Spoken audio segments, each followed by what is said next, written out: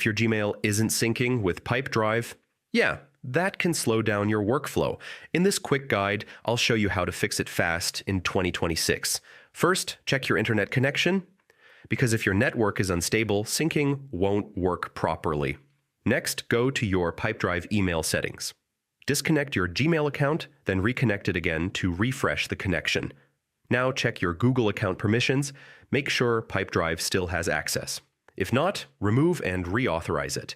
Make sure email sync is turned on inside Pipedrive. Sometimes it gets turned off accidentally, and that stops everything from syncing.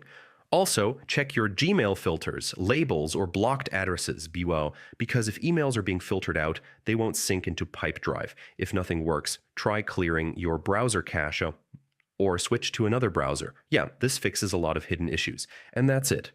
These steps should fix most Gmail syncing issues in Pipedrive. If this helped, like and subscribe. And I'll see you next time.